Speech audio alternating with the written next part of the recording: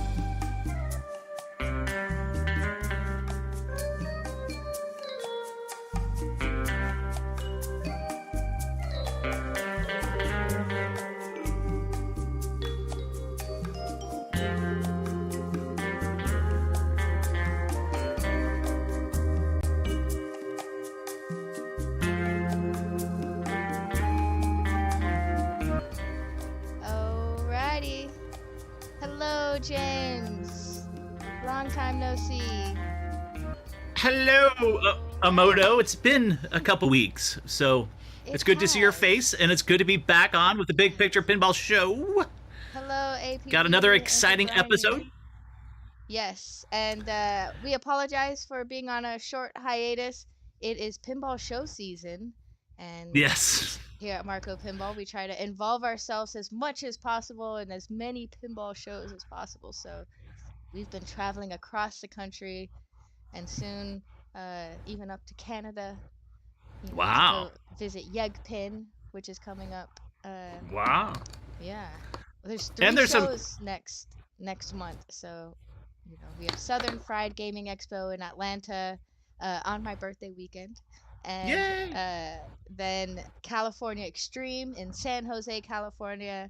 And also Yegpin in Edmonton, Alberta, Canada. Up super north in Canada. So and they might not be getting Big Picture Pinball shows, but you guys produce lots of wonderful content and stream while you're there. You show off the shows. It's always good to see you out there running around. And then at the same time, you can always send your love via text to you guys, or through the little interfaces as you guys stream and do different things. So yeah, and if y'all haven't seen the Texas Pinball Festival 2022 recap, James came to Texas with us and shot that, and we did a nice overview of that epic show. So y'all should definitely come next year. Come to the I'm thinking about I have a special version of it that I hope to share next week as well. And I don't see why we shouldn't. So we'll talk about that later on, though. Okay. We'll get you all warmed up for it. So we got a very special show next week, but we'll tell you about at the end of the program. But this, like all of our programs, I guess we should run down what we're here to do and who we're here to talk to, because we have another great show for everyone. And again, we're going to interview a wonderful director and pinball creator director. Don Starnes, and learn about Pinball Donut Girl, which is an amazing film. It's been around for a while, but you haven't seen it. It's not on the web. We're just going to give you little tastes of it throughout the Yeah. show. But and hopefully you'll go off and check out Don's film, and see an amazing work that's inspired a lot of us to create other wonderful things. So then of course you can comment during the program, and we're going to give away a copy of the Pinball Donut Girl. So I think Yeah. that's get it one for yourself, and then hopefully other people will go get it. It's So a anyway, it's a we've really got a great great short show. film. Yeah, so this short was made in 2013. And so if you've been in the pinball community for since then you definitely heard about it. It had a lot of community support, and you'll see some familiar faces when we watch it later. Yep, Yuri, Pinball Donut Girl. So without further ado, we will play a just a few clips of Anna Newman, who can't be here today, but she's the producer and writer creator of this story concept, and we'll see some of Don, and then we'll come back and talk to Don all about the project. Sounds exciting. I look forward to it. So All right, let's go.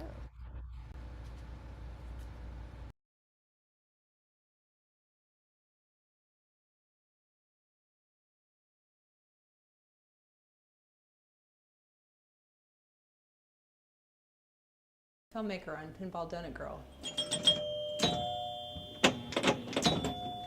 The story is actually based on a true story. A friend of mine was a pinball player, and he went to a small college in upstate New York, and he actually did meet a girl in a donut shop who was a great pinball player. And when he told me this story, I wanted to know what happened next, but there was no next because he never actually talked to her, met her, or anything like that. So, what if he had? That's the story I wanted to tell. Pinball was intrinsic to that, and then I started to learn about it and research it and meet the people that are proponents of pinball, collectors of pinball, repairers of pinball, pinball artists, and I was really just entranced with their passion and with the beautiful synergy of technology and art that pinball has, and also its history. It's an important part of American culture. So it's even more wonderful than I thought it would be when I started the project.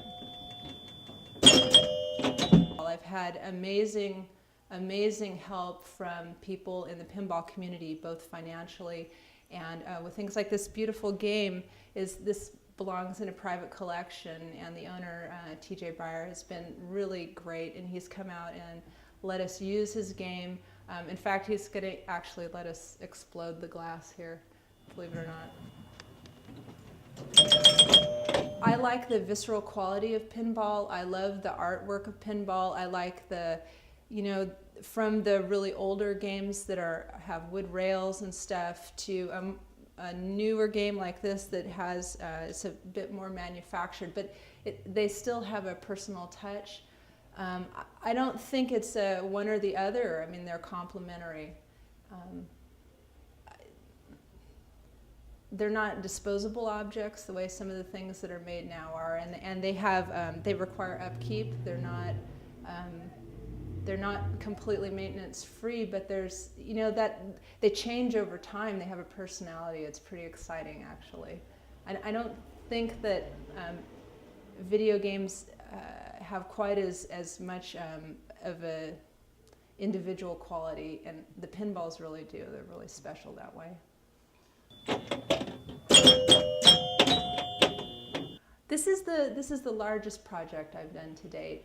I've worked on a lot of other people's projects. I've worked on features and commercials and shorts, and I've done some projects of my own, but they've been much smaller in scale. So this is a great opportunity to work with people that are more. It's a great opportunity to work with more professional people. I have both students and professionals on this production, and the students bring a lot of energy and excitement, and the professionals help us, get a good quality product and also move quickly, and they're mentors to the students, so it's a good synergy as well.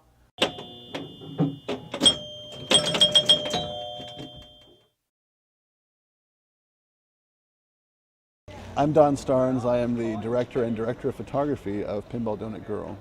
Anna Newman, who I met whilst teaching a cinematography class at DreamWorks Animation, where she works, asked me to direct and shoot Pinball Donut Girl, and I said yes. The first meeting Anna and I had about this film was over 2 donuts and 2 cartons of milk. Donuts are great. It's good food.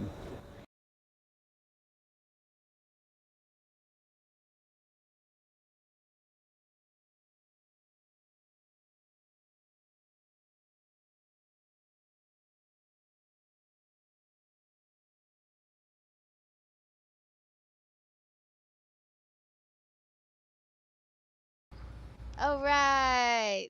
Yay. Welcome, Don. Thank you so much for joining us. Don. My pleasure.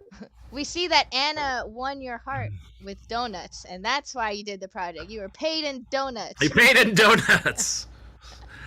There were donut sponsors, and some of the donuts were astonishing. So believe me, we had donuts on the set. Trust me. So what's your favorite kind of donut, Don? I think we all need to know. Questions first. Yeah, let's get down to the meaty stuff. Yeah, I mean, I'm very picky about donuts, and there's a place in Los Angeles which has amazing donuts. So it's Danny Trejo's donuts. Trejo's donuts. So if you're in LA, Trejo's donuts, amazing. Yes. I hear donuts are coming in squares now. I have not had a donut in a long time. But seriously, there's like, it's a thing now, square donuts. I haven't had one, but exactly. I'm sure you put dough into anything and a lot of sugar on top, people are gonna love it. So plus if you drop it, it doesn't roll away. That's probably a good idea. Yes. So Don, when we hang out with filmmakers like yourself, we always want to talk to you about your journey to getting to this film, and learn a little bit about your origin story. How you, it's a big question, and you can talk as long as you want, but how you've gotten to this place where pinball and donuts come together. So go. I got to pinball plus donuts through Anna, of course. She asked me to direct the film and shoot the film. I think that I was going to direct it and not shoot it, but then at some point I ended up shooting it too. But prior to that, I'd been making films for a while. So go back. Where did you grow up? Did you go to school for film, or were you just a film lover? Tell us about your journey as a filmmaker. When I was a kid, I always saw movies in my head, and I didn't know why. And suddenly, one day, I'm like 12 years old or something, and I saw a Super 8 camera in a pawn shop window, and I was like, awesome. I can like do something with this. So then I started doing it. And then I went at like 17 to San Francisco, California to go to film school and make movies, where I stayed for decades, which is why Pinball Donut Girl takes place in the Bay Area. Now, are you still in the Bay Area, or where are you located now? I'm in Los Angeles now. Yeah, the big leagues. And he's gonna go visit Ace Gogi. Yeah. Everyone knows. Best place to play pinball in LA. Ace Gogi. Barbecue. Yeah. Real quick before we get into more Pinball Donut Girl history, question in the chat from Yuri asked, "What's the most difficult shoot you ever had to do?" I've done many shoots, and that's a difficult question to answer because I'm a very present tense person. I only remember one movie back and can only think of one movie forward. So I always tell people two movies from now this never happened, just so you know. Which is why I had to like think back on Pinball Donut Girl. It's been a while. I've one thing I've done is a bunch of documentaries. Where we hang from helicopters and stuff like that. And I was once stranded on an island with a bunch of marine biologists, world-class marine biologists, and we were all stuck on this island. And a helicopter came. One of them was a wealthy guy, and he called up a helicopter to come to this place. And the weather was awful, and the helicopter couldn't land. So they were willing to lower down a rope so that one person could go up. And everybody picked me, so they let me go. I got up and got off. So that was a little tough. But, Was I that mean, island Isla Nublar? no. That's No. Jurassic Park Island. Yeah, no. No Well, dinosaurs trying to eat you. no, although I was a big win was a threat. I came with like a normal tent, and all these world-class marine biologists had the cool little tents, and they all smirked at me as I put up my tent. Well, as the wind was blowing my tent off the cliff in the middle of the night, I suddenly realized why that was important to have a good tent. No dinosaurs, but It sounds yeah. kind of So scary. filmmaking is just an adventure. It's sort of like being Indiana Jones. You go out and you dodge the darts on the rolling thing, and then you put on a tie and you go to a cocktail party, and people say, "What'd you do today?" And you say, don't even think I could tell you." I don't think you'd believe me. For sure. Yeah. Watch the behind the scenes. Yeah, especially with documentary footage. I'm sure you've gone all over the world, which is Yeah. cool. Any particular countries or projects that are most significant to you? Ones you'll never forget? Like your favorite. Well, you mentioned the Korean barbecue. I was in Seoul one time, Oh, cool. and I was just so impressed by the people there. There were these. There's like a shopping area in Seoul where all these women who are all dressed in black, because people dressed in black in Seoul, are all walking along. Like, and I shot this shot for this thing of this long place of all these people dressed almost identically, all walking, holding hands, because women hold hands there just out of friendship. And it was so, and I shot in slow motion. It was so beautiful. So stuff like that. It's just everywhere is amazing. As I tell in my resumes, I've been to amazing places and met amazing people. Movie business rocks. Yeah. And we had led you to shooting pinball content and creating stories for pinball. Where I met amazing people. The pinball community is really interesting and beautiful. I liked it a lot. Yeah. and it's still here and still growing. So keep on making more content, and we would love you for it. We also have, I think, if Emoto's right, if we pulled it down, we do have a reel from you showing your more current work, as far as just a sizzle reel or your body of work, which is always nice to see evolution, because Pinball Donut Girl was obviously a narrative film 10 years ago, but your resume is just spattered with all kinds of different kind of content. You're both a director, a cinematographer, a producer. Sometimes impressed. Yes. So he's a Renaissance man. He's a jack of all trades, and that's what you got to be a good filmmaker, I think. So my day job though is photographing other people's movies, but reason is that I've shot many bad movies as well as many good movies, because most movies are bad. Let's just be honest. And I work for a living, so there's something about cinematography where I can enjoy it no matter what. Directing a bad movie, on the other hand, would be awful. So I'm very picky about what I direct. I've directed like a couple of dozen of things, but I've shot many more. It was in that span was the Pinball Donut Girl. Was it one of your first directorial debuts, or have you? No, how many pieces have you directed? Probably mid-range. In the middle there somewhere of my directorial career, yeah. So. It was good. It's a good film, and I hope everybody watches it and digs it and goes and finds it. So it's a great film. Now, we can't share the whole thing because we want people still to go over to Anna's site and check it out, and download it. So you can ask lots of questions in our chat today, and maybe you'll win a copy. So that's right. There's always an option. Yeah, so I would love to play some of my favorite clips of the film, to kind of give y'all a little bit of, more than a trailer, but not the whole film sort of thing.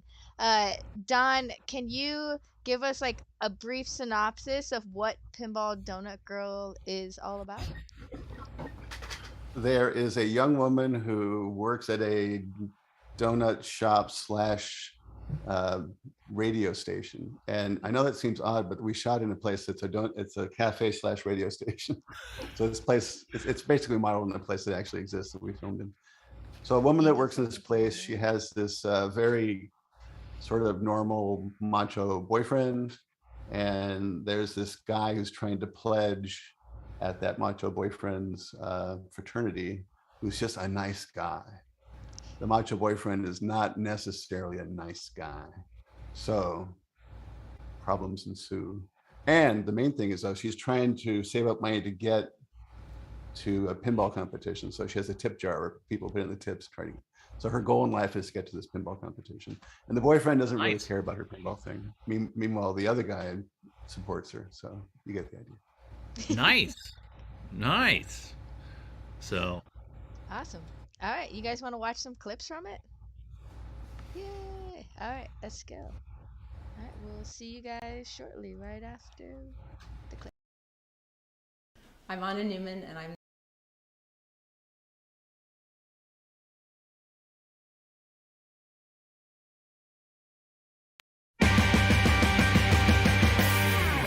If I brought you back, build the walls and say we have a home, it's not that easily done with what you're running from. And if we could call it that, you're awfully still and time to load the drum. I've spent a lot of it set to fix what's come undone.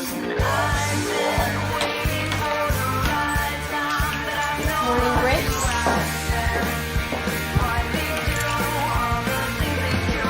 And if it's any consolation, I'm my own creation, and the same should apply to you. Some things will never change. Some things will never change. Some things will never change. Some things will never change. Some you can never change. Can't change that.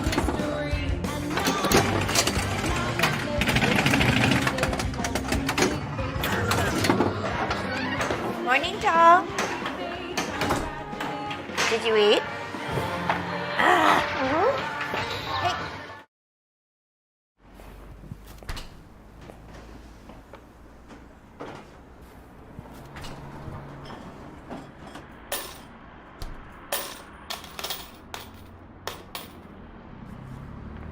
I think we forgot the tip last time. So, long way to go. I have to go. I know I can do better this time.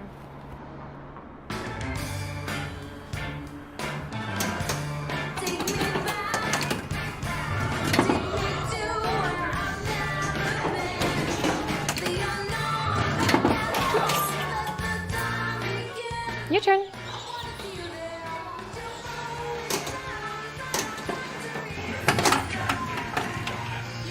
Okay. Try not to use both flippers at once. Good.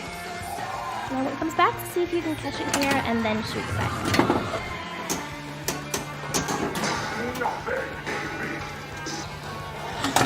Nice. It's okay, here.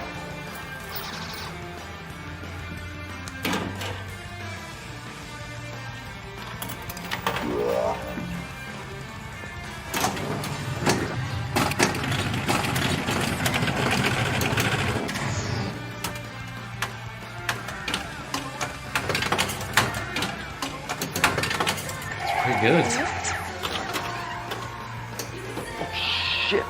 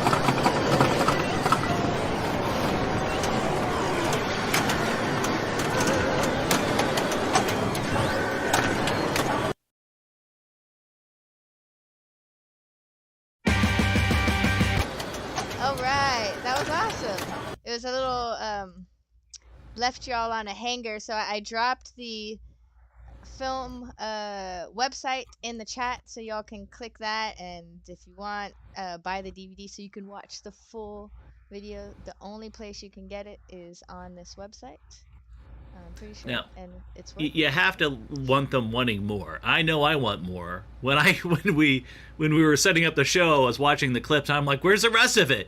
I know. And then I found out that I had to go to the website and get the DVD. So I know where I'm going after the show. So gotta.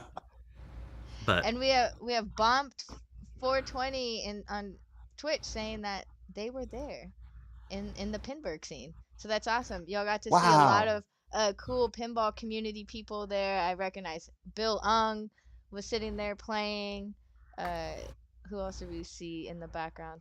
So many familiar faces. It was a So love festival. It was a party. It was great.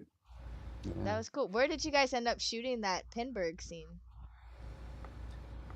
I'm pretty sure we shot all of it at the Pacific Pinball Museum in Alameda, California, Nice. because they Yeah, have I the saw machines, Michael right? there.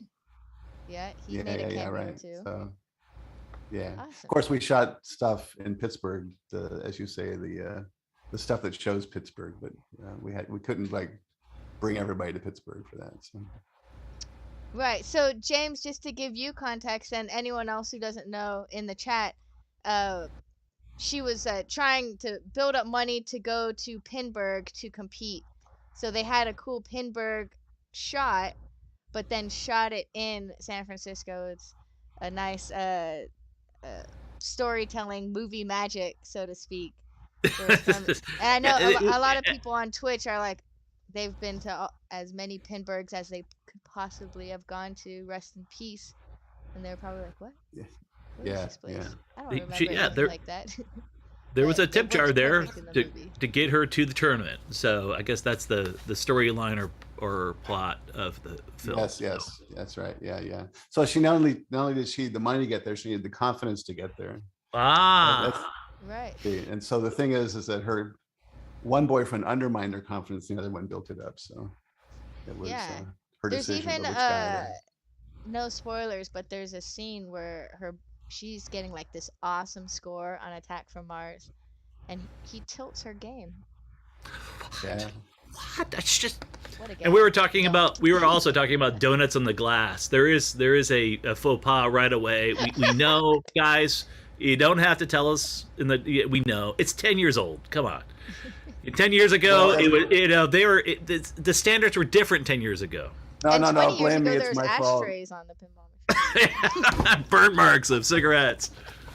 There were those, but no, it's my fault. I'm sure someone, because we had pinball consultants all around us, and I'm sure someone said to me, "You can't do that," and I was just like, "No, we're doing that because it's a movie, and I gotta have the angle where we reach the donut, where Jane Weedman comes in, and Donut necklaces just wouldn't work. So yeah, right. we got it. It's my fault. Blame me." He's the Awesome. guy. So Was yeah, it a one camera shoot, or did you storyboard it out, or tell us a little bit about how you approached it directorially? Yes, I remember it was one camera shoot, and which made sense for this movie. It's very often about a person sometimes, but well, I mean, we did design the movie. I fully believe that all movies should be designed the way you design anything, and there are many shots in the movie that were well designed. I don't necessarily do a lot of storyboards, because really in each scene there's a few shots that really need to be designed, and the rest of it's sort of normal filmmaking. But and the design has to come from the story. So for example, in that first scene, there's a shot, I think it's in the thing we showed where the character's woman's hand is on the flipper, and then in the background you see the guy come in, right? To sort of set up a conflict there. It's like that guy versus her playing, kind of thing. So yes, so we did design it. I'm not really big on storyboarding everything, because a lot of times you just get drawings of two people's heads while they're talking to each other, and it's not that helpful. Plus, when you show up on the day of, everything you jumped in the middle of like a day of film production is a day of problem solving and coping with change. And so a lot of times with storyboards, people pound real life trying to make it fit their storyboard instead of making the better movie that's in front of them. Did you shoot this one as well, or did you have another cinematographer on it? I don't think I saw the credits at the end. No, I was the director of photography. Yeah. So shot it and Says directed. it with a big sigh. Well, Like, you know, I did it all. Well, a lot of had a work. plan. I really wanted to get someone else from the DP, but I ended up I don't even remember why I ended up shooting it myself. Now there's a camera operator, Marsha Kime, who was fantastic. And I hired her because she comes from documentaries. I needed someone who has the eye to find things, you know. So, but I was the director of photography. Yeah. How big was the crew? Was it a fairly decent budget, and how many days did you shoot the thing? I mean, I haven't seen the whole project too, so I'm assuming the running lengths are like 20 minutes. How long is the running length? So that's a really good question. How long it is? I think there are two versions. I think on the DVD there are two versions. The director's cut, which is my cut. As it should be. As it should be. The director's I'm sorry. cut That's is around right. 18 minutes. Yes, which thank you. is Yeah. I've forgotten how fantastic. long it is. Yeah. And then there's a film festival cut, which is the under 10, because you know, to get into film festivals, you kind of have to have that shorter runtime. Yeah, and it helps you get in. The answer on an 18-minute movie at film festival is no. They don't want an 18 They just see the runtime and they're like, next. Yeah. Well. So, but I haven't seen either version lately, so I'd like to see the 10-minute version and see if I like it. But but the budget was just fine. We had everything we needed. The crew is the normal crew. We weren't in a particular hurry to. I mean, you know, we certainly were doing a lot in a day, but we did it very efficiently. I'm kind of famous as a director for not quite the Ed Wood school of directing, where the set falls over and you say moving on. Not quite like that, but I don't feel the need to pound the thing to death. And the key really is casting great actors and then having them know who the characters are, and then you just sort of like let them, generally speaking, do the thing. There actually were some conflicts. I had some difficulties getting some things I wanted for various reasons, but you can't really pound things. You have to sort of let them happen. My production company is called Lightly Held Films. Like you grab it and squeeze it. Lightly You've got a dead movie in your hands. If you hold it lightly and let it be itself, it makes a better movie. So. Same thing for dates back in college. You know, just let it. Don't hold on too tight. Anyway, as a director with directing actors, do you let your actors go off script and kind of improv their dialogue, or are you more strict with what their dialogue is? I understand things like Aaron Sorkin and those things where the dialogue, the words people say are poetry, like in Shakespeare, what people say is poetry, and you can't really. When Aaron Sorkin directs, I'm told he diagrams out the ums and the ahs, you know, right? Oh, wow. So I get that kind of film, that kind of story, kind of filmmaking. I don't usually do that stuff. So what it means for me is I'm way more concerned about authenticity and character. So I don't sort of care what they say. I just care that they are those people. You have to get the plot points and you have to show the gun or whatever the thing. You have to show the flipper hit the ball at the right spot or whatever. You have to get all that stuff happening correctly. But I'm way more concerned about authenticity of a character and depth of the character than what they actually say. Okay, go ahead, Amon. I'm sorry. I just get all excited when I talk to directors. Yeah, because I want to ask questions about it too. Yeah, because everyone's directing tactics different, and like James has to like, you know, sticking to the script. In the essence, it makes editing kind of easier, especially if you're storyboarding and you're shooting a one camera and not a whole lot of coverage. You know, if the actors start going a little too divergent and not consistent, it makes it quite a burden in post. Yeah, well, and the same time too, it's like I usually let an actor improv after I've gotten what I want and the setup's still there, and I'm like, okay, throw us a couple more in the meantime while we got the wide, and then I'm done with it. That's all they can do because I want to get on to the next shot. And then Yes, yes, yes. also too, like, and if I got it in wide, I can use it. You know, if it's a tight thing and I got to edit into it, it's just not going to work. So I usually get what I need, let them roll off a couple, you know, and then I'm done. Do you ever work with, when you work with your actors? These actors were pretty good. I was pretty amazed. Did you guys go through a casting? Yeah, though they look good, they sound good, they're cute. They didn't look like somebody's friend, which is great. So did you guys go through like a casting director for these characters, or was it? I mean, I'm sure talent's pretty good in San Francisco, and you know the talent pool there is excellent. So it's harder in the Midwest. We see I this a don't lot of the same recall. people. Go ahead. I I'm don't sorry. recall having a casting director on it. If we had a casting director, I apologize for not remembering. I don't. If You only you're remember a two casting films director back. on this, I'm grateful. But I don't recall having a casting director. I think we did the casting ourselves, and we did cast. We did looked at a lot of people, you know. Um, so, but and the Jane Weedland was living in the Bay Area at that time, and she'd been in some movies around town. Okay. And so, and we'd worked with her before, so she was sort of in automatically, you know. I mean, no one else was thought of for that role.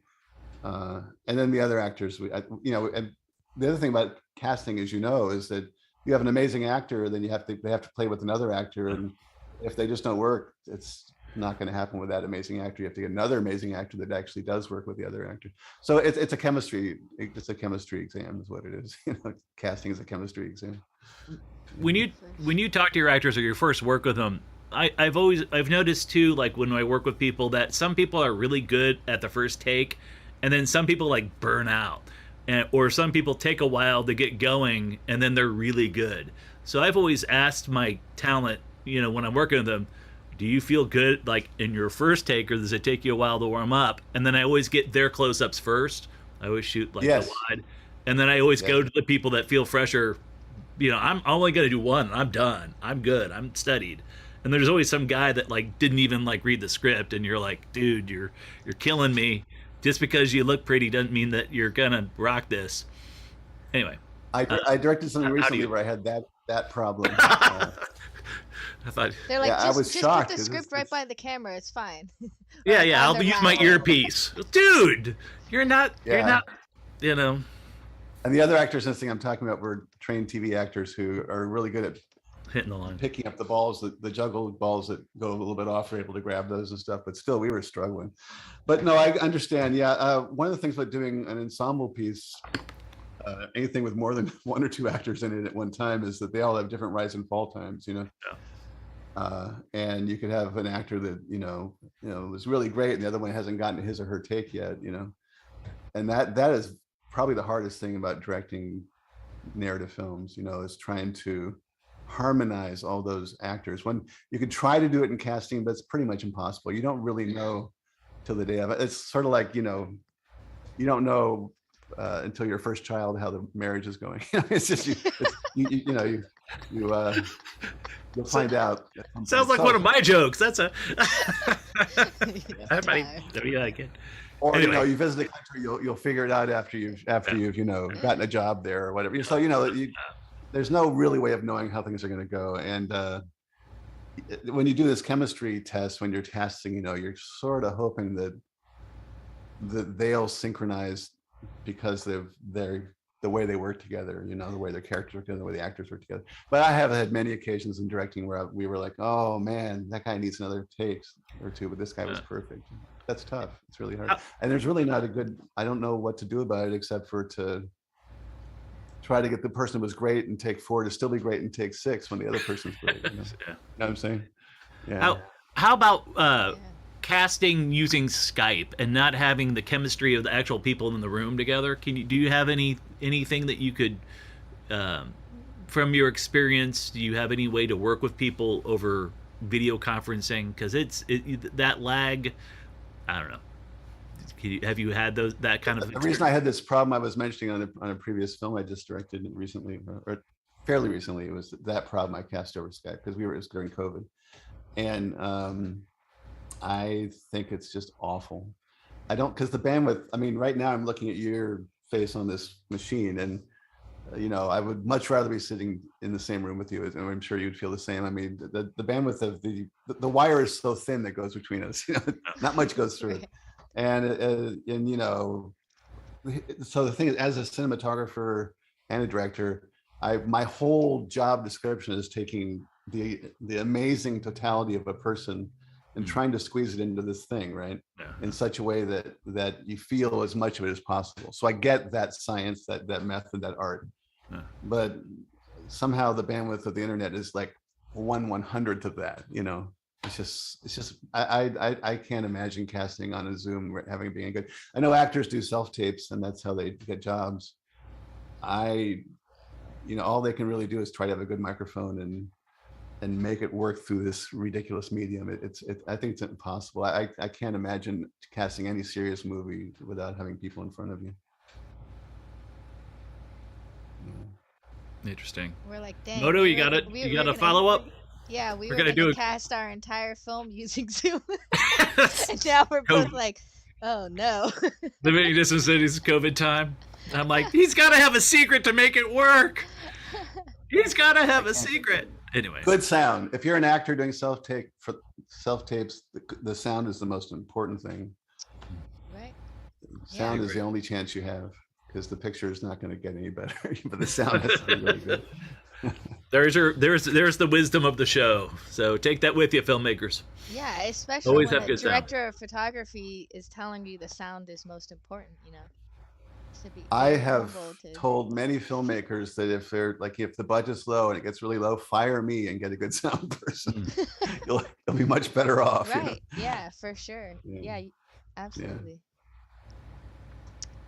Yeah. So do you have any, I know it was 2013 when y'all shot this, but do you have any kind of interesting production stories or struggles or triumphs that you remember that kind of stick out as you kind of rewatched it this week and refreshed yourself with all those memories of pinball community flooding in?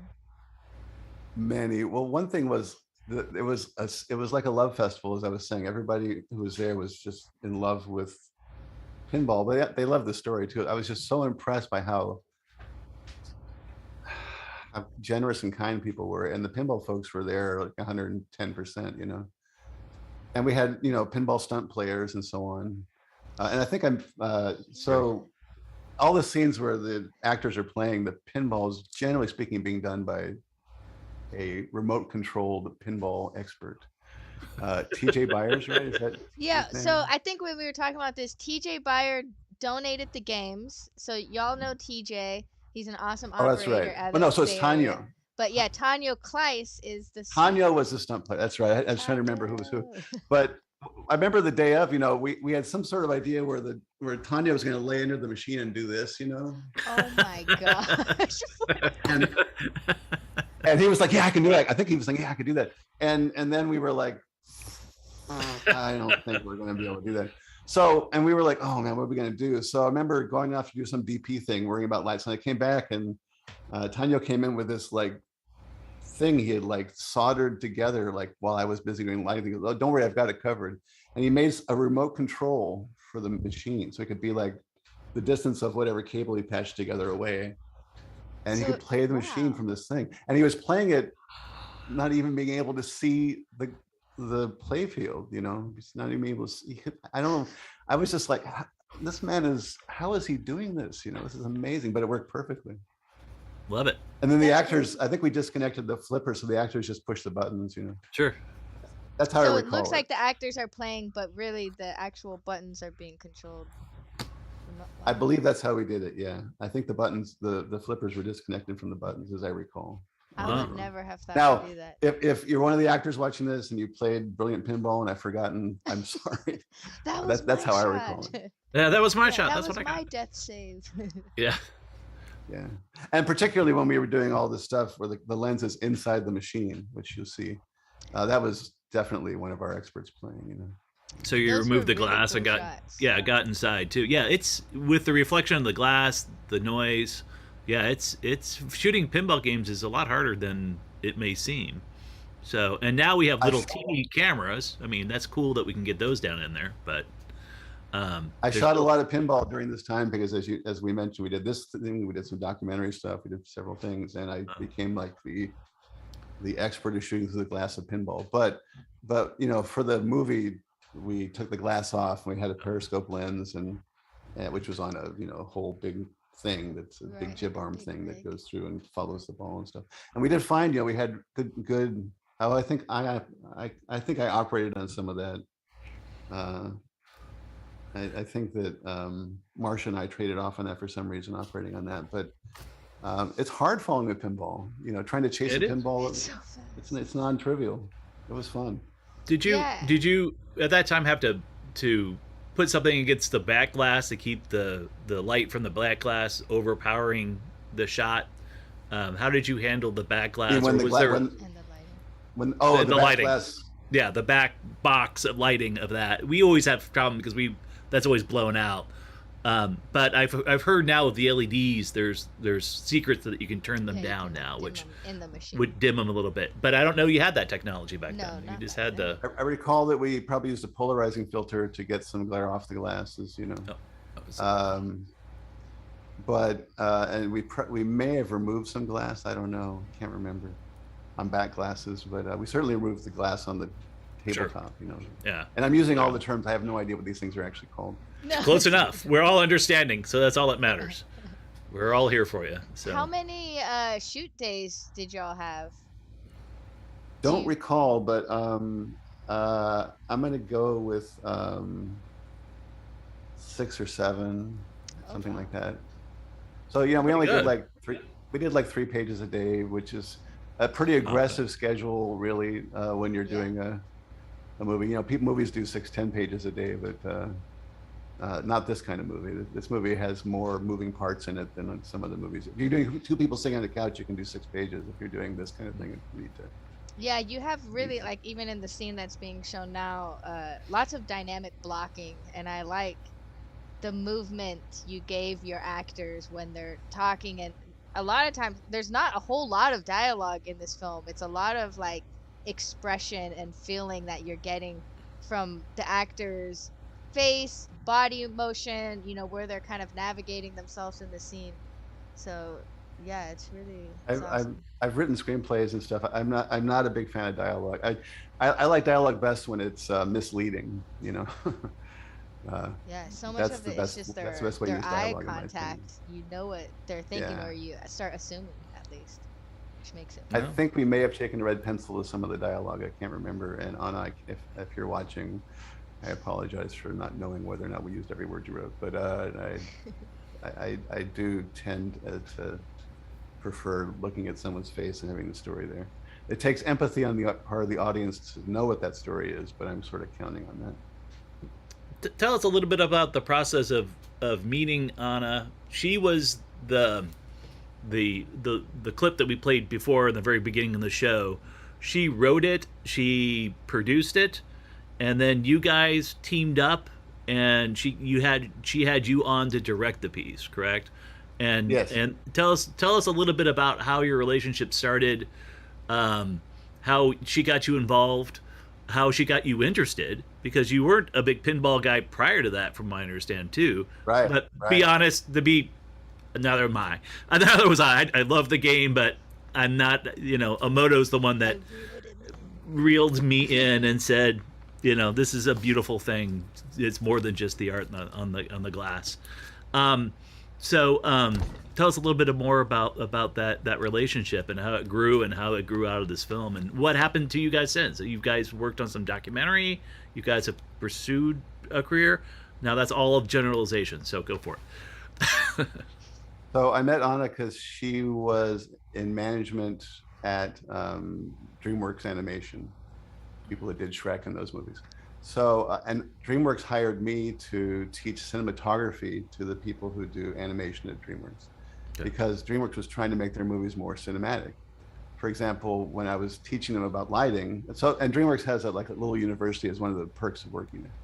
So I thought, well, okay, I'll do that. So I was teaching about lighting, and one of the people asked, so in Shrek, he has a key light at all times right in front of him. Do you guys do that in movies? And I was like, why in the world would you do that? You know? So what was fascinating to me was that, I mean, they in animation, the way it usually is someone does movement and later someone does lighting. I mean, the photography is disintegrated into many people who aren't even in the same room together and through the same time zone together and in different times. So DreamWorks was trying to change that. So they hired me to teach cinematography, and Anna was in the class. That's how I met her. And she describes in the little clip you saw why she made the story. But it's working in management at a film company is not the same as producing a movie, which I think she wanted to do more producing. So she was looking for a project. And was she your star pupil? Was she? There's always one that sticks out.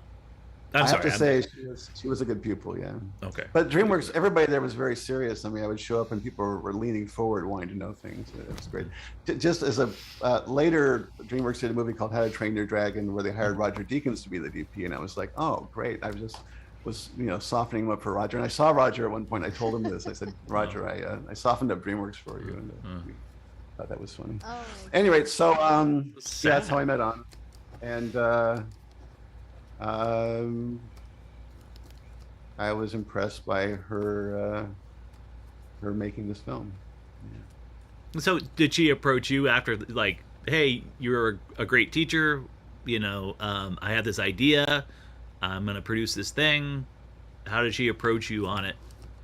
She actually asked for my opinion on the stories. The story went through many iterations, and for a long time, actually. It seemed to me like it was a long time. So, and she also, it's a little bit, I'm going to dare say, Anna, it's a little bit autobiographical, because she was wanting to, in my opinion, feel like she felt like she knew enough to produce a movie, and to write a movie. And she was trying to be that person that would write and produce movies. And she, of course, was. But I mean, I think she was trying to feel comfortable doing it, Was this outside of your class, or was it beyond schoolwork? This was later. This was after the class was a very brief thing. It was a few weeks or something. Yeah. So it wasn't an assignment. So that's good. Oh, heck. That shows inspiration. Yeah. It's not just a class project. She was just like, I was the last filmmaker she made. If someone else had, if another person had come out taught another class after me, she might have talked to that person. I don't know. I was just probably the last filmmaker she talked to. What about the script and the story made you decide, like, yes, I want to work on this assumingly low budget indie short film, like in your busy life as a filmmaker, right. I'm sure a lot of people come to you with, hey, I want to make a movie, I want to do script, Yeah, passion project, yeah. Meals copy credit, most of the time. Yeah. But like, what was it about this story that's like, yes, I want to direct it and be a part of it? It's a difficult story to. I was attracted because it's really difficult. Because, to me, the story wasn't the most interesting story. Was between the lines of the screenplay. It was really about the lead character's confidence. I forget the lead character's name. That's how awful. I haven't seen the thing for a long time. I can't remember. Julie? Can't remember. Anyway, you guys will tell me when you go buy the DVD and then email me and tell me. But her trying to have this confidence and trying to do the thing that there's the things she's supposed to do. She's supposed to be with the macho guy. She's supposed to do all this stuff. She wants to do the things she's not supposed to do. And I was interested in that story about how she comes to that. So that's what I was trying to show, as you say, in the shots of people's faces, Yeah. I mean, it's suggested in the dialogue and stuff, but I was really interested in trying to make that clear without having, exposition. So, I really feel now more confident and thing like that. So. Yeah, don't. We say in the film biz, show, don't tell. So, and as a good filmmaker, you're saying all the right things. So, that is. I take your class, so don't. Yeah, do you still teach? Can we take your class somewhere? I have done some seminars on request, but I don't Hey, man, teaching's amazing. Teaching's fun, but it doesn't pay anything, so I don't do it. It's the it's the COVID thing to do, man. Do the teaching thing online. Yeah, I'm more. I mean, I love teaching, and I have taught before in other places, in other situations. I lectured at universities and stuff, but I'm really most at home with a call sheet in my pocket and sitting beneath some lights and a camera, shooting something. So It's nothing like I'm being happy. on set. Nothing wrong with that, though. Yeah. Nothing wrong with that at all. So excellent. So. Awesome. So, do we have another clip that we want to show, or do we want to Yeah. open it up to some questions? Well, so I wanted to briefly showcase another project that Don and Anna worked on together. During this kind of Pinball Donut Girl era, they worked with Wade Krause, who is an amazing pinball artist. If you guys aren't familiar with Wade, he creates pinball playfields and backglasses, uh, especially for old EM games that you would not be able to obviously purchase anymore. And he does these replica playfields that are absolutely beautiful, and you can see a lot of his stuff anytime. If you go out to a show on the West Coast, you'll usually see like one of his playfields or stuff. So you guys actually did a nice little documentary piece about it. Can you tell us a little bit about that and how you guys found Wade and working together? This actually leads to a better answer about why I was working with Anna. Anna sees people who she thinks are talented and who are doing something interesting, and she just like wants to know everything about that, what they're doing, what who that is, and what they're doing. And in the process of Anna, oh, I think I want to make this movie, Pinball Donut Girl. She started to research the pinball community and immediately fell in love with it. They immediately fell in love with her, and it was like a love festival. And pretty soon she met everybody, like everybody. And one of the people she met was Wade, and she was like, that guy, I want to know more about that guy. So that led us to make the documentary. Awesome. Well, let's watch the trailer and then we can talk a little bit about that. So I'm gonna go over to the content screen and show you guys this awesomeness. Let me get it all loaded up, and here we go.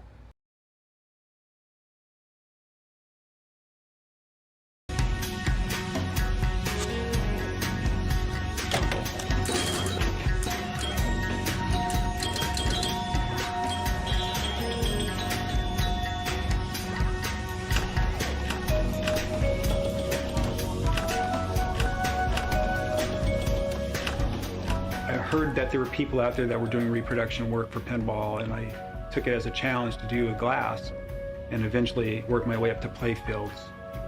I make parts for pinball machines, and I also make custom pinball machines. I love pinball machines.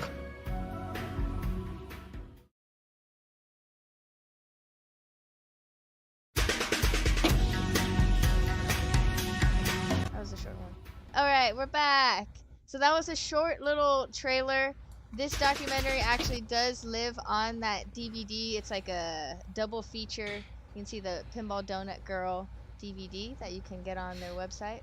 And it's I think, that 16-minute short film that kind of goes through his art process. Now, didn't you contact, or weren't you in contact with Wade at one of the recent shows, Emoto? I thought you had bumped into him and mentioned that we wanted him on the show. We also wanted to see Anna here, but she had difficulties with scheduling, and she wanted to do a little tag teaming with Wade to play off each other, I guess. So hopefully she'll come back around. We can have them both on the show, because we're really excited to even have Don back and do have all three of them kind of talk about their experience. Yeah, we can create a reunion for them. Can we do a reunion for you, Don? Would you be cool with that? It would be a reunion. That's what it would be. Now, when the film was in festivals, when the Wade film was in festivals, Wade went to some of the screenings at some of the festivals, and so they did do a little road show, a little tiny road show together, I think, with playing the film at film festivals. So That's awesome. Wade was actually lured, and Wade's probably happiest in his shop working. So that she could lure him to a film festival and stand up in front of people is an astonishing accomplishment. Yeah. Yeah, I think he was hesitant. He was like, "You want to feature me on your show?" I met him at the Golden State Pinball Festival. He brought out a piece there, and I think he would be interested. I think we could convince all three of them to come do an episode on this short because it is very beautiful. The shots are so cinematic and magical, and he talks about a lot of his collaborations with Dirty Donnie, who we all love, famous pinball artist. So it's really cool. Yeah. I'm in if Don agrees and you guys want to come back. I just want to see more content that's beautifully shot content, and then we could grill you again, Don, and all your shots on your documentary work. So keep having you back and keep like talking the talk. We love you, Don. So anyway, I'm in. So documentary and narrative are exactly the same as where the story is really here in a person's face. I mean, so and that Wade's face is so open. It's a beautiful man. So yeah, it's all about seeing people more clearly. That's my opinion about filmmaking. Love it. Was this the last kind of pinball relevant content that you created? Around that time, we also did a bunch of things for pinball. We were all things pinball. We did there was a crowdfunding thing for the Pacific Pinball Museum. Right, I remember. Which we did a thing to help them with their crowdfunding. We did, we did like 3 or 4 things. There was something about, Anna, mostly without me, did a thing at Art Basel about pinball. Somehow Art Basel was involved with pinball. I can't remember. She also became the pinball. I think what happened was she was so involved in pinball. At one point she was like, I think I got to stop doing pinball stuff. Did she play? Did she play like, pinball why did too? you guys Was leave? Anna? Yeah, we need you. We want your content for our show. Come back to our show. Yeah, this was actually our master plan, is to bring y'all back. It's been almost a decade, and we need to see y'all create some more awesome content for us to digest. So. I can guarantee I would offer up some very low scores on pinball games, and I think Anna's scores would be a little better. And maybe again, Anna, if you become a pinball wizard, I don't want to mischaracterize you, but it's been 10 years. Maybe her skills are like super right now. Maybe she's the next Pinball Donut Girl. Yeah, well, I think she might be competing now. So excellent. So do we want to take some questions from our viewers? Yeah, I have one question loaded up, and for everyone that's watching, if you have any questions for Don, pinball related or beyond, feel free to drop it in the chat. One of the questions I had come up was, I was actually kind of wondering this was, so for the actual machines in the film, and I don't know how much insight you have on this, Don, how did you guys go about getting the licensing approval to show these titles? So I saw that Planetary Pinball was one of the first credits in the opening, but was that a hard thing to secure those, specifically like the Bally Williams? That was all Anna, of course. And I really think Anna was a genius in this. I got to say, she was amazing. And again, the key, and this is the key to really making any film, hint to filmmakers, is to be loved and respected by the community that you're making a film about. First of all, make a film about a community of people who want to see the movie. And it's even better if some people in that community want to pay for the movie. And then be a straight up decent person and be honest with them and have respect and love with each other. And then people will jump over stuff to help make it happen for you. And I think I don't know about the licensing per se. I do think that the whole pinball community was just like so giving to this movie because we were part of the community. Love it. That's awesome. Yeah, the pinball community is just super one of a kind. I love it. It's life. You guys should come back. Come back, Anna. Come back, Anna. I hope you're watching this at some point. We want to see more. Yeah. I want to ask. I want to ask her opinion and how she got some of the licensing. Um, as Don, as a good director, is like, I can't take credit for that. I have to give that credit to Anna, and it's a shame that you guys weren't on together so that we could see that interaction about the process. And again, hopefully, maybe we can set up something here in a couple weeks, a couple 4 weeks or whatever. But maybe we could set something up because I would really love to see a reunion, and I want to see more of this content. It sounds like some really cool stuff, and I would love to see it.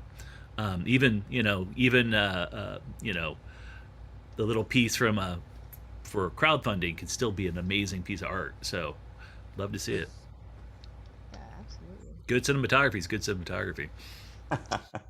Another question we had was, did you do the editing, and how long did it take to edit this film? I only did the editing in the sense that I was the director sitting in the room with the editor. The editor is the brilliant Rick Lecomte, who I've worked with before, and he would mostly edit alone, and then I would come in and he'd show me a cut and we'd talk. It's sort of the way editors often work with DPs and with directors. I was the director and the DP, but it was edited by Rick. Yeah, and the hard part was making the 10-minute version. That's the hard part. Right. Yeah. Well, it was a good version. I know you said you may not have seen the festival version, but I enjoyed it. The director's cut's it had all the juice you wanted in the 10-minute, but the 10-minute one flowed really well. That's cool. It was fun. I watched them back to back. Director's cut first. Oh, did you? Because they're both on the DVD, so it's kind of cool to just see how you have to change the story a bit for it to make sense in basically almost half the time frame, right? So there's definitely some scenes flawed. I have a suspicion I like the 10-minute version more. I think I haven't seen the director's cut obviously lately, but my general rule of filmmaking is just cut it. Yeah. When I was in film school, there was a kind of a famous filmmaker named Irving, who I said, "Irving, I'm making a movie." He said, "Cut it." And I said, "We haven't." He said, "Yeah, cut it anyway." How long is it? 10 minutes. Make it 5. He was right, of course. All movies should be shorter. It all comes together in post, right? It does flow pretty nicely. So yeah, awesome. Let's see, any other questions in the chat? If not, we're gonna do. Oh, what do you? Okay, from Insanity Falls. Thanks for your question.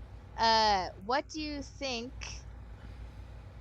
most amateurs do wrong when trying to film pinball being played?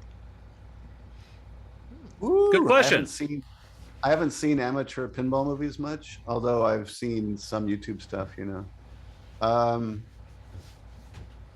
Movies are about action and reaction. So the hard part, actually, I'm now getting acid flashbacks. Not really. I'm getting flashbacks of shooting this movie. You want to see the paddle hit the ball, then you want to see what happens to the ball later. I mean, it's just a basic filmmaking. You got to see action and reaction. Then you have to see results. So you want to see the paddle hit the ball. You want to see the ball hit the target, and then the number increase and the reaction of the person who just did it. And you have to do all that without being tedious. Sometimes you can change that order, but I think that one of the problems with pinball machines is the flippers are down here and the stuff's all up there normally.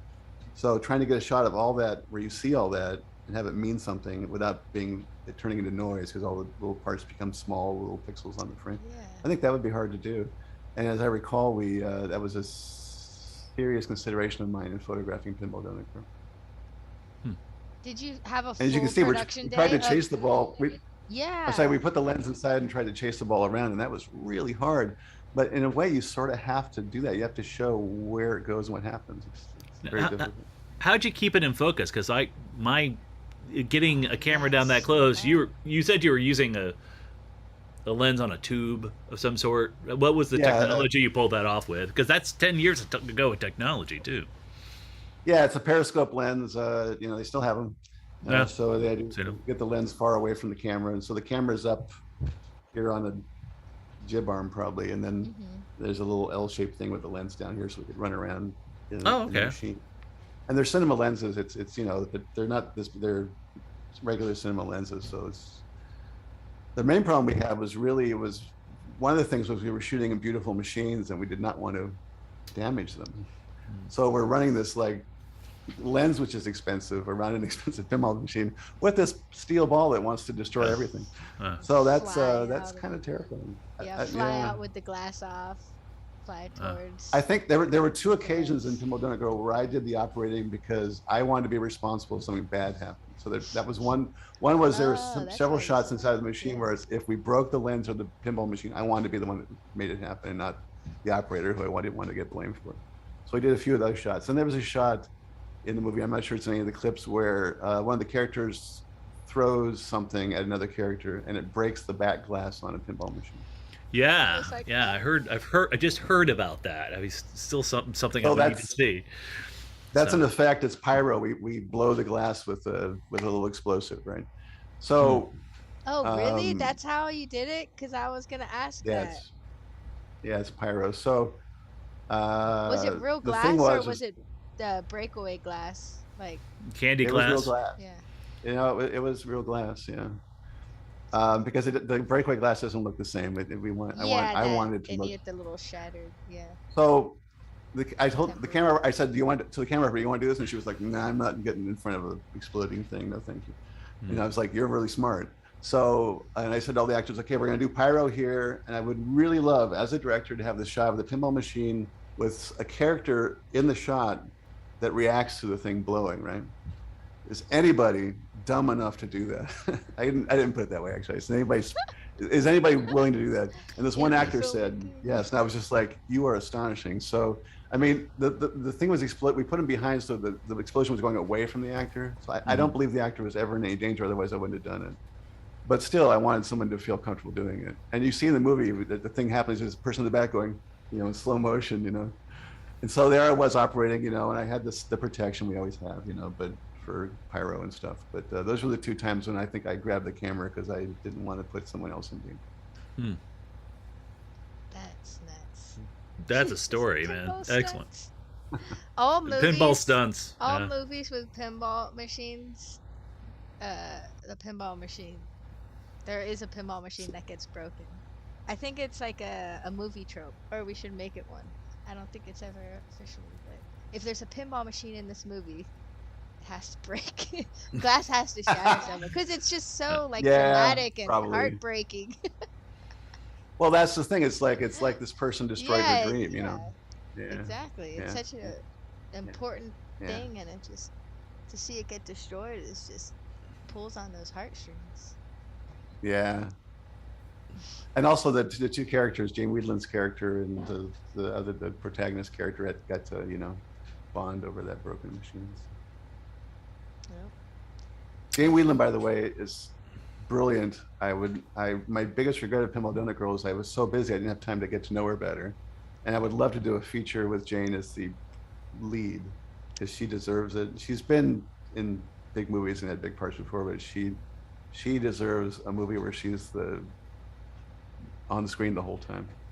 Nice. So Jane, if you're watching, I want this to happen. Yay, manifest. Yay. Brilliant. Brilliant. Make sure there's a pinball machine in it. Yeah. And it explodes.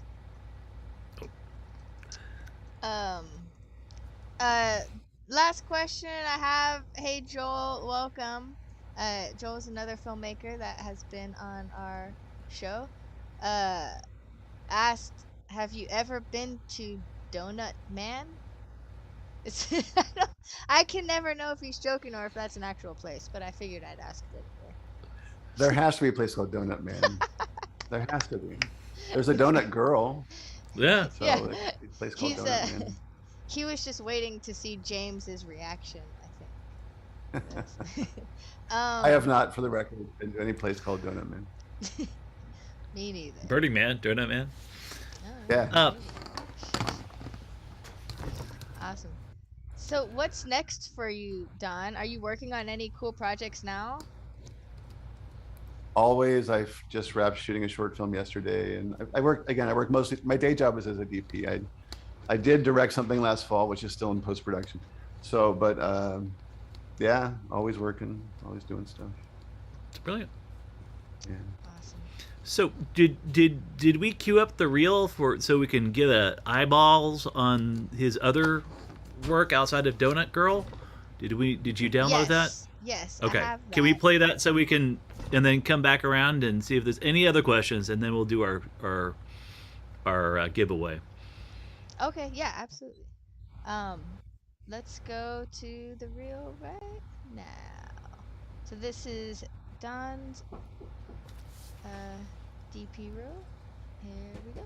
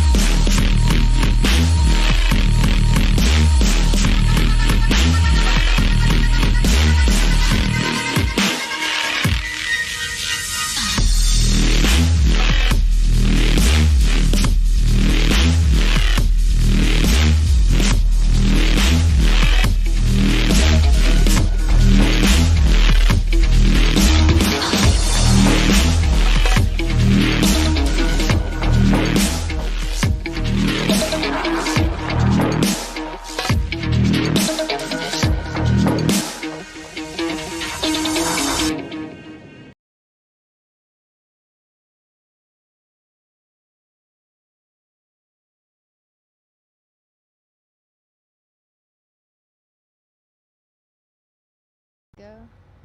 Awesome. So that was Don's beautiful reel, most updated reel. It was lovely. Thank you for sharing that with us. It's beautiful. You know, it's not pinball, but that's okay. It was just beautiful cinematics from like everywhere. You've done so much. He's a globetrotter, a Renaissance man, and he makes beautiful pictures. And that is pinball's beautiful, but again, cinematography is beautiful, and I love to see it. So thank you, Don, for putting up with us and teaching us your stories and hearing about Pinball Donut Girl. Very exciting work for us. Love a good narrative, and there's not a lot of pinball narrative out there. As we've been exploring this medium, exploring content creators, we have a lot of streaming content, documentaries.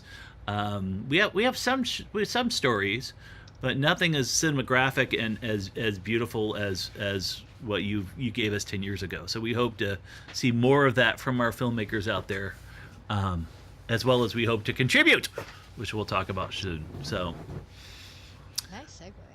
Awesome. Thanks, You want as to do a always. giveaway?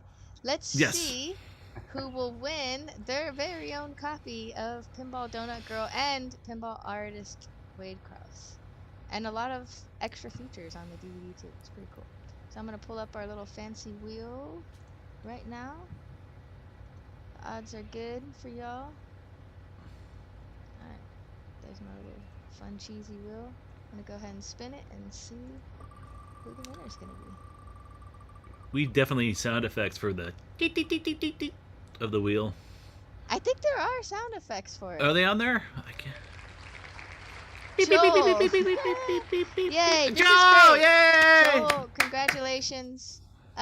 shoot me an email with your mailing address. I might actually already have it, but if you can, marcotv@marcopinball.com, and we'll send you your very own copy of Pinball Donut Girl. Although it's funny, I would love to talk to Joel later. He's also a filmmaker from the Bay Area, so he might. He got into pinball a few years ago, so probably wasn't around back then, but maybe he knows Anna. Or Tell certainly me a lot of his other name people. again. Joel Kaiser. I Yeah. don't think I know Joel. Yeah. Hello, Joel. And yeah, thank you, Insanity Falls. Great question. If you want to buy the film and watch it for yourself, I'm dropping the link to pinballdonutgirl.com, and you can click there. The DVD's only $10. Totally worth it. Lots of awesome content on it. So grab Yeah, yourself it's a more than copy. just the Donut Girl. We got documentaries on there and all kinds of good stuff, interviews. Yeah, there's so like 15 different videos on that DVD. yeah, so there's that's that bang for your buck. Get your DVDs. Have an archive. Have her she can sign it before she sends it to you. You might well do that. Oh yeah, Get- for sure. Yeah, a cool thing. Joel, he did a narrative called Boys Night Out, and then he actually built a pinball machine with that theme of his film. Which is crazy. Yeah, it was kind of the other way around. Usually it's the pinball machine that inspires the movie, but his pinball machine was inspired by the movie. Wow, cool. Yeah. Cool. It's amazing how much content's out there about pinball creators. It's crazy.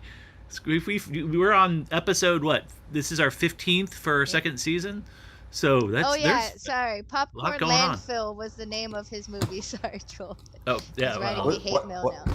So his movie What was it called again? Popcorn Landfill, and it's kind of like a buddy film. Two guys going on an epic night adventure, and then the pinball machine is called Boys Night Out. And there you go. definitely, It's like pinball the sequel to classics. Pinball Donut Girl. It kind of is, and I think when Joel Yeah. watches the film, when The he buddy- gets his copy, he's gonna be like, "Yes." Oh man.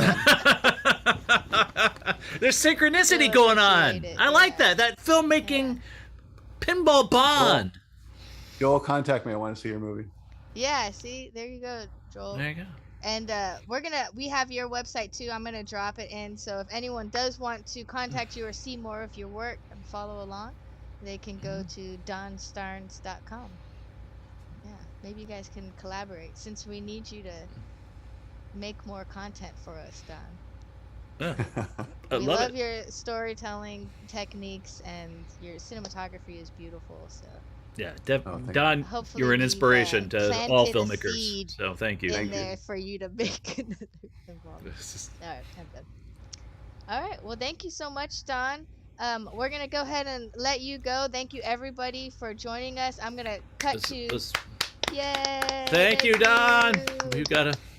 Hopefully, we'll see you back again with Anna and Wade, and we can have a nice little reunion and maybe Did you- screen the whole Wade Krause pinball artist documentary, because that's really cool. Can we get you on the stream committing to liking the idea, Don? Come on.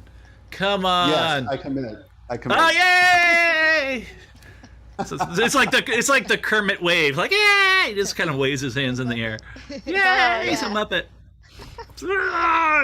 Awesome. And then I'm I gonna want to know cut more o- about your movie too. So. Oh wow! Yeah. We're going to. That's our next little segue. So Yeah, we've got so all kinds Don, of cool news. You want to stick around? You can give us your input right now, James. Tell us Yes. about the next episode of Big Picture Pinball Show, which will be, I believe, July 5th. Is what we ended up saying? 2 The weeks from now. 28th. Yeah, the 5th. It's the 5th. We Amoto and I have been on. Some people have heard tales of this, and it's been a long time coming. And it's been a process of storytelling. But Amoto and I have sat down and written a film project that we want to share with everybody. And we're going to go through all the details next Big Picture Pinball show. Don had asked me a question in the very beginning of the show. They were like, why would you do the Big Picture Pinball show? There's a lot of work. Why would you do it? And I was thinking about it as we were transitioning, and it's because we love filmmaking, and I love learning from filmmakers and meeting filmmakers. But we actually did have it's the big picture.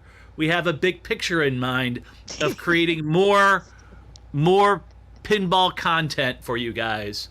And Emoto and I and Paul Malatort and some other collaborators, we sat down and in COVID time, and we use this to learn, and we meet people, and we've written a pinball feature film that we like to tell everybody about. This and it is called Skillshot Baby. So there's our artwork for it. Nice. And it's about getting young people into pinball. So it's a cast of people learning about pinball, but at the same time we wanted to appeal to not just pinball lovers. We wanted to have a story about people and growing of age and coming of age, and then experiencing and learning about the game. Through conversations with Emoto and with Paul and everybody else, we've sculpted a story, and we got a lot of Emoto's feelings about pinball and Paul's theories about pinball, and we constructed a fun kind of quirky story. And what was great about it, and what we'll elaborate on next week, is that they let me be me and be creative and get a lot of my sense of humor in there, and stop animation and all these wonderful little pieces that I've been experimenting with and loving with, and adding context to things and bringing my filmmaker friends in it that come from independent filmmaking. And so I have we wrote a song for we've done all kinds of little pieces, and we want to share all this stuff with you guys and bring you on this journey with us. And and as of next week, we're gonna start a little crowdfunding campaign to create a short film this summer. We're gonna be shooting in August here where I live in Indianapolis in the Midwest, and then we're gonna create that film, and then in November. The first week of November, I got a grant, an arts grant, and we're going to do a table read of this event. We're going to be doing some other pinball content. Emoto's going to share. It's called, it's a filmmaking class that I've been doing for a few years with my local city, who gives me a grant every year to teach filmmaking. And I've leveraged that to do a table read of the event, as well as Emoto's going to debut a piece that she's been doing, a documentary about Project Pinball. So we're going to start sharing with you guys what we've created along this way and what we've learned through the process of doing the Big Picture show, Pinball show.